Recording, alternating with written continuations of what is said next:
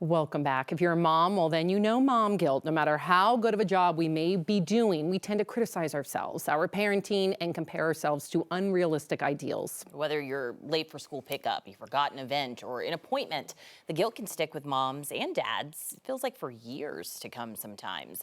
Thank goodness we have our 9 News parenting expert, Dr. Sheryl Ziegler, to help us understand it all. And hopefully you can give us ways to give ourselves grace, because we're our own worst nightmare, when it comes to judging ourselves. Yes. I actually wrote an entire chapter in Harvard Business Review book on working moms about this because it's that prevalent. So I wrote this article about working mom guilt, and then that became a chapter in a book.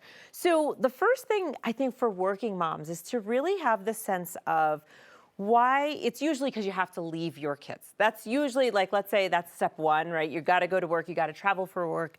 And it's really to remind yourself, why are you leaving? Is this a choice? That helps if you feel like this is my choice because I love what I do.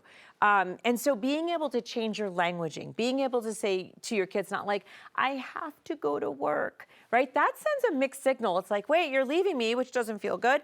And you don't seem happy about it, right? So you don't need to seem like you're thrilled to be leaving them, but I think you do need to bring about an air of energy that says, I get to go to work right now and you're gonna be fine. And when I see you later, I'm gonna be so happy to see you. It changes and shifts the energy. There's less tears and whining and crying when you seem happy. So that's the first thing that I'll say, which I don't think a lot of people think about. That's a great advice. I never do that. I'm like, Mommy, so sorry. I love you so Me much. too. I have to go.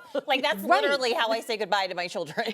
And we're creating a panic. Yeah, right. Not doing a good job here. I'm guilty of that too. Yeah.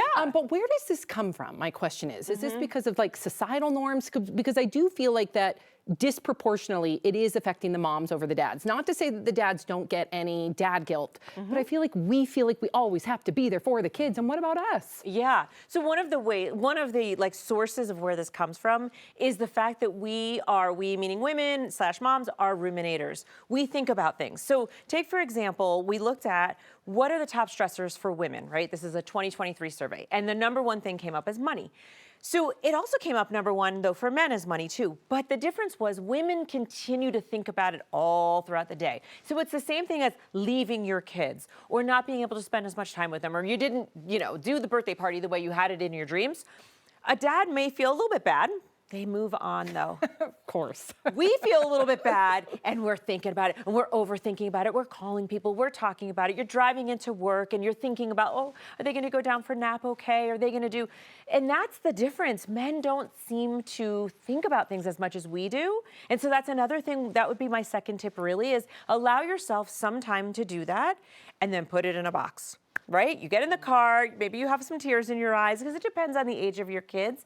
But for me, I still travel kind of a lot for work, actually. And the kids last night at dinner said, I'm glad you're not traveling anymore. And I was like, this is my opportunity. I was like, you guys know, though, I love what I do, right? So I'm really happy. Smart. I'm not traveling this week. But I want them to see that when I leave them, this is not an awful event.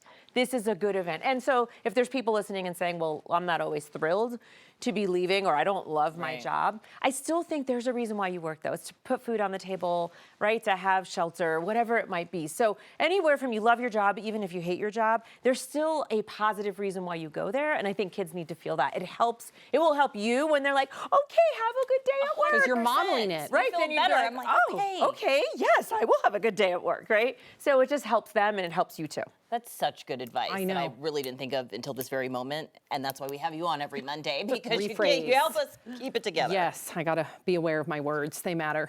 Truly. Dr. Ziegler, thank you so much for being here. Thanks for having me. Appreciate you.